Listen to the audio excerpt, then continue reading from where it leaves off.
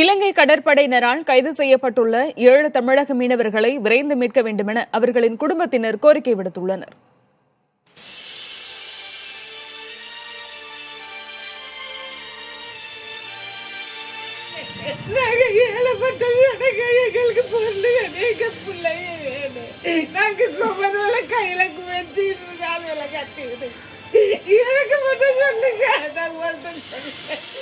கடலுக்கு சென்ற மகன்களை நினைத்து கண்ணீர் வடிக்கின்றனர் இந்த பெண்மணிகள். தஞ்சை மாவட்டம் மல்லிப்பட்டினத்தைச் சேர்ந்த சரவணன், முருகன், ரத்தினமணி ஆகியோர் மீன்பிடி தொழில் செய்து வருகின்றனர். இவர்களின் வலையில் சிக்கும் மீன்கள்தான் ஒட்டுமொத்த குடும்பத்திற்கும் வாழ்வாதாரமாக இருக்கின்றன. இந்நிலையில் கடந்த 9ஆம் தேதி கடலுக்கு சென்ற இவர்கள் வீடு திரும்பவில்லை. கோடியக்கரை பகுதியில் மீன்பிடித்துக் கொண்டிருந்த இவர்களை இலங்கை கடற்படையினர் கைது செய்துவிட்டதாக தகவல் மட்டுமே வந்தது.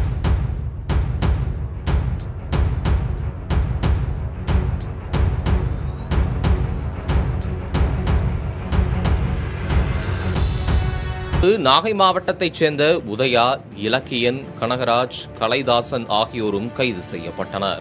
இதனால் அவர்களது குடும்பத்தினர் சோகக் கடலில் ஆழ்ந்துள்ளனர். கடந்த 9ஆம் தேதி நாங்கள் போட்டு தொழிலுக்கு எடுத்தோம். தொழில் எடுத்து நம்ம எல்லைக்குள்ளே தான் நாங்கள் மீன் பிடிச்சிக்கிட்டு இருந்தோம். அவங்க இலங்கை கடற்படையினர் எல்லை தாண்டி எங்கள் மீனவர்கள் சிறைப்பிடிச்சிட்டாங்க. இதை அரசுக்கு தெரிவிச்சிருக்கிறோம் ஃபிஷரிஸ் மூலியமாக.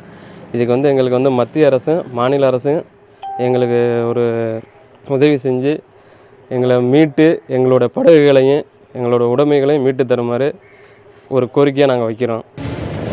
கைது செய்தவர்களை நீண்ட நாட்களுக்கு பிறகு விடுவித்தால் கூட படகுகளை திருப்பித் தருவதில்லை என மீனவர்கள் குற்றம் சாட்டுகின்றனர்.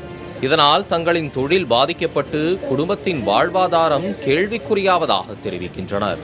வேறு வழியின்றி மற்ற தொழில் செய்யும் நிலைக்கு தள்ளப்படுவதாகவும் அவர்கள் வேதனைப்படுகின்றனர்.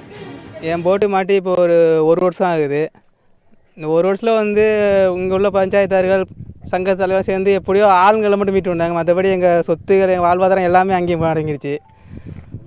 அதுக்கப்புறம் மறுபடியும் புயல் அடிபட்டு எங்கள் போட்டெல்லாம் உடஞ்சிச்சு. மறுபடியும் வாங்கி கடன் வாங்கி போட்டு வாங்கினா அது உடஞ்சிருச்சு. அதனால் நாங்கள் ரொம்ப கஷ்டப்படுறோம். எங்கள் குடும்பமே ரொம்ப வாழ்வாதாரம் இழந்திருக்கு.